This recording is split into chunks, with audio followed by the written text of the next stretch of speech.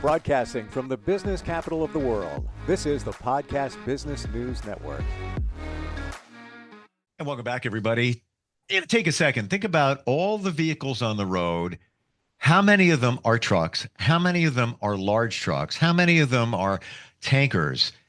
And the infrastructure that we have in our transportation system, there's got to be some kind of rules and regulations, and there are, but there's also got to be some way to adhere to them. And that's where this gentleman and his company come in. He is the man that companies hire, transportation companies hire, to make sure that they comply with those laws. And he does it very effectively, not only in this country, but even outside of this country, even in the manufacturing of some of those cargo tankers. Matt Freeman is with DOT Training Solutions, and he's back with us today. Hey, Matt, how you doing? Hey, good morning, Steve. I'm doing great. How you been?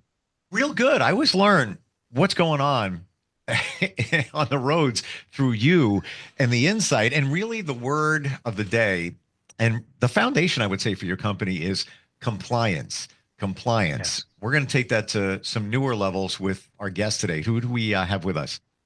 Hey, this is Cody Wilson. He's one of the newest members on our team. He's a compliance specialist for us. So I'll let Cody. We're going to talk about some of the proposed rules that are coming down the pipe with FMCSA, the Federal Road Carrier Safety Administration. And Cody, I'll let you Cool. introduce yourself real quick here, and we'll jump in. Welcome, Yeah, Cody. good to meet you. Thank you, sir. Good to meet you, Steve. Cody Wilson. I've got over 2 decades of Title 49 DOT investigations and vehicle inspections, and seen a lot. Seen big carriers, seen small carriers, seen a lot of things over the years. So glad to be a part of the team and part of the discussion today. Awesome. Hey, before we get into some of the new regulations and such, you've got a lot of experience in conducting DOT investigations, vehicle inspections. What does that look like? I just want to get like the lay of the land, that part of your life. What was that like? For the most part, it was in terminal, going to those motor carriers' places of business and evaluating their safety protocols, on the documentation side. And we would do the terminal vehicle inspections on the trucks and trailers and such, looking for those out of service violations, those unsafe criteria. And we would write up an inspection report on those vehicles as well. The investigation side, we'd wear 2 hats. We'd wear a state hat and we'd wear a federal hat. So depending on the criteria for the assignment, we'd go in and look for those unsafe behaviors, look for the deficiencies in their safety protocols and procedures, and we would write up a report. Sometimes those reports were not favorable for the carrier. Oftentimes they ended in prosecution for unsafe behavior and unsafe standing.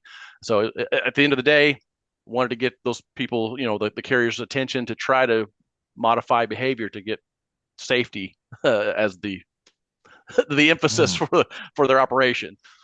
Wow. Big responsibility. Kind of curious.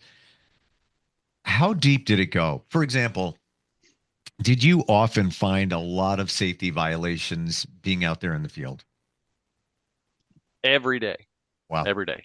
Now it could range from very severe breakdown in safety to some minor things. But every day, when we would visit some business, we would find something every day.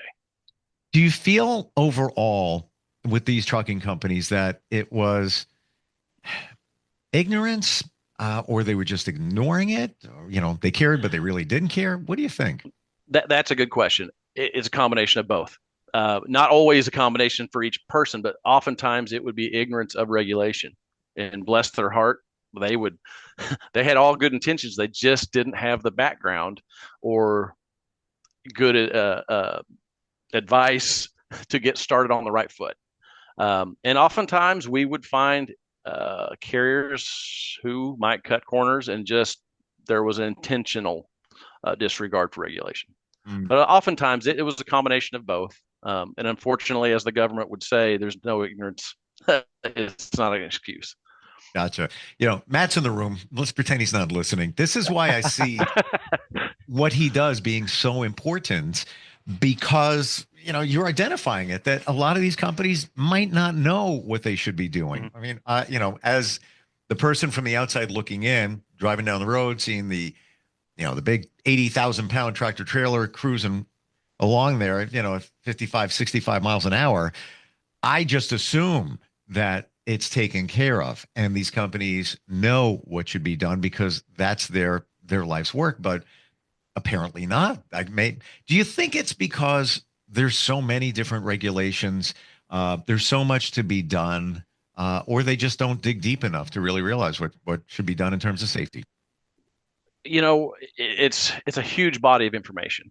That's the difficult part. And to add to that, it's always in transition. It's always changing.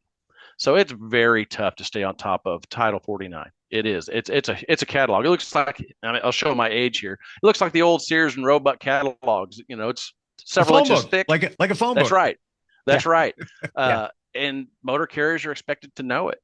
Wow. And on top of that, it does change, as we'll discuss a little bit today. It's always evolving, and that's a good thing. When FMCSA looks at something that's not working or something that needs tweaked, that's a good thing to look and say, let's see if we can change this to reduce injuries and crashes. Part of what you've done is those DOT investigations. Would you have been called to accidents, situations to be part of that part of the? One of the aspects of our duties, we were strictly in terminal. And so we looked at a lot of accident reports and causation, and we analyzed a lot of crash analysis type reports. But we wouldn't be the emergency responder on scene necessarily. Gotcha. Okay. So really kind of piecing things together and figuring out why this particular situation happened. Mm-hmm. Yes. After the fact, kind of connecting the dots and looking at the evidence of why and the causation of. Yep. Yeah. Wow. All right. So there's a lot being proposed with the Federal Motor Carrier Safety Administration. Where do you want to start? I'll defer to Matt. He's back in the room. Welcome back, Mac. How you doing? Thanks. Glad to join you guys. No, Yeah, fantastic. We got a lot. We have a great team here. Cody's on our team now, and we're excited to have him. And just the knowledge he brings, we just kind of heard some of that there. He was also a compliance guy like I was. But we have a lot of things here, and some of the things that Cody said that the government does go back and look at things. They go back and look, and I say things. They go back and look at the rules and regulations, and see where they need to be enhanced or somehow worked or tweaked with to make things better. And some of these things that are coming down the pipe potentially can be future regulations or changes. Or some of the things here that are proposed rules. We're real careful about talking about those because they're not a rule yet, but these are things that they're looking at doing. And some of these rules, they allow folks to the industry to comment, and they give them a comment period on some of these things. So I'll let Cody, we discussed these pretty heavily this morning. I'll let him talk about some of them that are coming up here. Why don't we break it down to speed? How about let's start there because I think that could be a big factor in situations. There's something coming down the freeway in regards to speed changes, right? There's a proposal that, if I could speak in hillbilly terms, a governor on speed limiters. Again, it's just a proposal. There's several coming out, and May, June is kind of when we'll have more information. So at this point, it's just kind of an idea that they may want to change the regulation. And so with these speed limiters, and if I've got the right terminology there, Matt, correct me. It is exactly what the name is. It limits how fast that big truck and trailer can move down that highway. Excuse me. To kind of correlate with, Matt, help me out here. Yeah. Would you say the ELD kind of is the driving force behind some of this? I think so, yes, because these guys we've talked in the past, Steve, about they have so much time. They can only drive so long, they can only be on duty so long, and they have to be from point A to point B in a certain amount of time and do it legally. And I think some of this here, some of these speed limiters and different state rules, that require large rigs to only go so fast on their highways and roadways. So with these speed limiters, I think there's a lot to play into that on both sides. When we say speed, I'm sorry, I didn't mean to cut you off. I was going to say I could piggyback onto that a little bit when I mentioned ELD, electronic logging devices. So that rule came out, and ultimately, the trucking industry anything newer than year 2000 had to have the ELD by mandate. And so what they have found was drivers are very concerned about that 11 and 14-hour rule, not exceeding those limitations. And so what that caused was an increase in unfair or unsafe driving incidents, primarily speeding. So they were concerned about not exceeding their time limit. So they were driving faster. The University of Arkansas just recently did a study that showed that the ELD mandate has not necessarily reduced crashes, and it has contributed to an increase in unsafe driving incidents. And so I think that's why FMCSA is kind of looking to look at the CLD rule again and see with technology advances to see if we can get it applied to the older vehicles as well. And so that's where the speed limiter kind of comes into play. It's all part of the same equation of what's the causation of these crashes. When we say speed limiter, is it electronically exactly what it sounds like, something that would stop the vehicle from going past a certain speed? And at this point, Matt, I don't have the information on what the actual device would look like, but that's what I assume it would be. Is that what it does? Yeah. Basically, that's what you're looking at. You had different governors on the larger trucks and only allow them to go a certain, they can't go past a certain speed. That's what we're talking about here. They'll have to have some type of electronic device that's going to limit that speed. Now, if they're set at 65, 70, 75 mile an hour, whatever that cutoff is, that's as fast they're going to go. And so that's the same kind of system here, what's a governor? It's a speed limiter.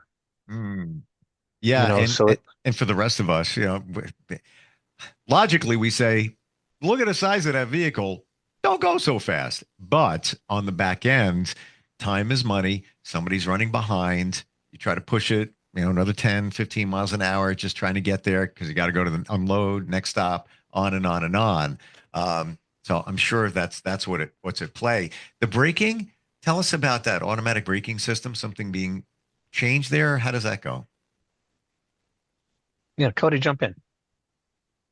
The way I understand it, and the technology is fairly new. Some of the larger truck manufacturers have it in their vehicles. I don't have the names of the manufacturers at my fingertips, but ultimately, as I understand it, the system would detect potential crashes and immediately apply the brakes. I've talked to some drivers who absolutely hate it, and then some that said, "Yeah, it actually saved me from a crash." So it's whether it's a detection, and I'm a hillbilly from the Midwest, so I don't have all the technology lingo, but it would basically detect rate of speed, the proximity of something out front, sure, and apply those brakes. Yeah, a lot of cars, newer cars, have that now. Uses sonar, whatever it might be. Quite honestly, I got a newer car about a month ago. I see it checked off on the dashboard when you go through. I have yet to, not that I want to get close to the vehicle in front of me, but sometimes somebody put on their brakes and I'm like, well, I'm a car length and change away. It hasn't gone on yet, but I have friends that say that theirs have. They haven't been in crashes, but they felt the brakes get applied when they're getting a little too close. So it would make sense. Why not have that on bigger vehicles? But to your knowledge, Matt, is that on some trucks now? And now they're looking to make that more widespread? I can't speak for any specific truck, but the technology in these vehicles, it would not surprise me if it's not there already in some of these vehicles. Sure. I see so many different years. And the one thing I haven't been up on is some of the brand new stuff coming out that we're still looking into the technology and things, with our customers as they get them and things that are coming out there, get the autonomous vehicles and all the new technology that is coming out with these vehicles.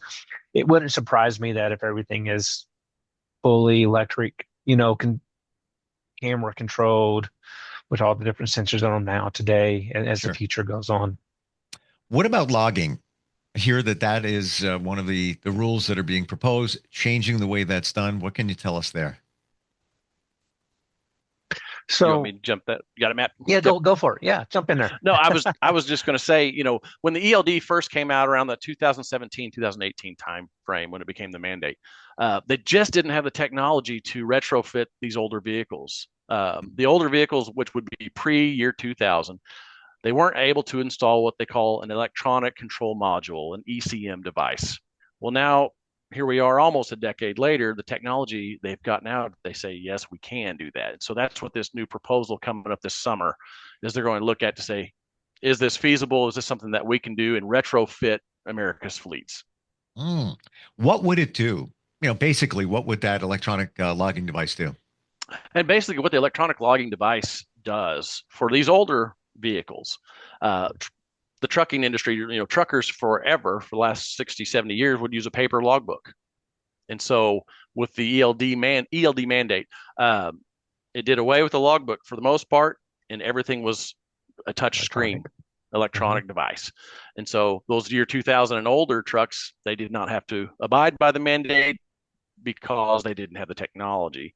And now they're saying, yes, we're going to get everybody on the same page. Everybody's going to have an ELD. And that's the goal. What's some of the information that gets retained within the logging? That's a good question. Logbooks by regulation, by Part 395.8, it requires retention for 6 months of your log. And so there's 4 grids. It records and it's all concerned with fatigue. How long has this driver been awake? Sleep studies have been done to see fatigue studies to see, can they still focus at so much time? That's why these regulations are in place. But it records the on-duty time when they're not driving. That could be checking their load, dropping off, unloading, just supervising the vehicle. Then obviously there's drive time. It's going to record how much time they're driving. And then for trucks with a sleeper berth where the driver can get his rest, there's a sleeper berth line, and then there's an off-duty line. And so those 4 grid lines is what is recorded in that 24-hour window. Wow. So important in the eyes of the layman here. Yes.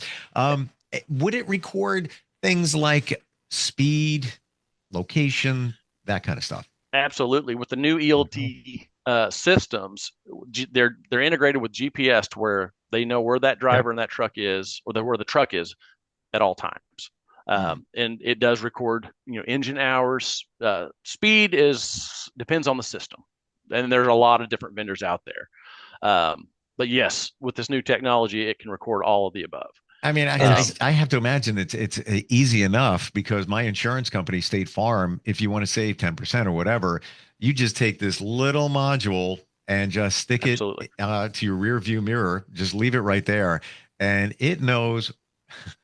It's amazing. And it's obviously cheap because they send it for free, but they know how you brake, when you brake, where you're driving, your speed, how you corner. I'm not making this up. Like, it's on the app. I'm like, it's almost like scary. Big Brother is watching, but if you want to get 10%, or it ranges, the first 6 months is 10. And then after that, then it looks at how you're driving, and it could be 3% you get off. You could get to 10% if you're driving really well. So the technology, it seems like it's emerging pretty fast, and definitely in the trucking industry. In these proposed changes, anything else that we're missing here that's coming down the road? I think these are the primary ones that are coming up. They're always every 6 months somewhere in the federal regulations, not just DOT but different regulations. They have updates, and when we're talking to folks, we always try to make sure that we got, about every 6 months we have a new regulation book just in case there are changes. But these proposed rulings is what you look for to see when they actually go into play, and they'll usually have a date on them saying the effect date. Things need to be or are going to be mandated, so that's what you look out for. Some of these, when you get, depending on what the rulings are, get pretty heated. So they may have a couple comment periods, and really want to get so the industry can submit comment on those rules. There's certain things there that they can be quicker, or they can take a little longer. Sometimes it feels like all of a sudden one day it's like, wow, it appeared. Didn't realize, but there are time frames and dates that they say, hey, when these rules will go into effect. You just got to read that small print sometimes. Wow. As a trucking company owner, yeah, I can see why you need to have an advocate like your company, because this is changing very fast. There's, aside from just the inspection to make sure that you're adhering to it, but all of these new things, like to your point, the book, the amount of information that's in that book, who's got time for that? These companies just throw it to you and just take care of it, make sure we're safe, we don't get fines, our reputation is maintained. And there it is. And I would like to piggyback on that if I could. All these regulations, the concern shouldn't be fines and penalties so much as it's a minimum standard. It's a minimum standard that carriers are established. Go beyond that minimum standard is my advice. Just because you're compliant with a regulation doesn't mean you're safe. So that would be my advice to every motor carrier is the regulations aren't the top goal. That's your baseline that you should aim for, and you should be aiming higher than that. That's a great point when you think about the age of the vehicles, where some of the vehicles in service are considerably old, so they can only start at the baseline because, like you said, the newer ones have to be, or the older ones have to be retrofitted if they can be. Yeah, you got a newer vehicle, it's got the technology, it's got the capability to add things in, but the older ones can't so much, but still have a baseline. Why not strive for more? Higher safety levels, the best for all of us. Matt, the best way to find you and start the process for all of us, we just go to your website for a consult? Yeah, go to my website, go to our information line, and reach out to us. Every day we're checking these emails on through the daily basis, so we're always returning calls. So DOTtrainingsolutions.com.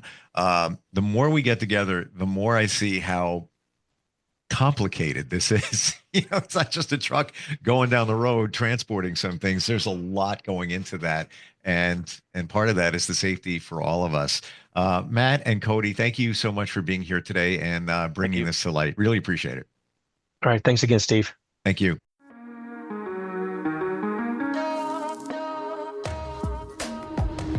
Broadcasting from the business capital of the world, this is the Podcast Business News Network.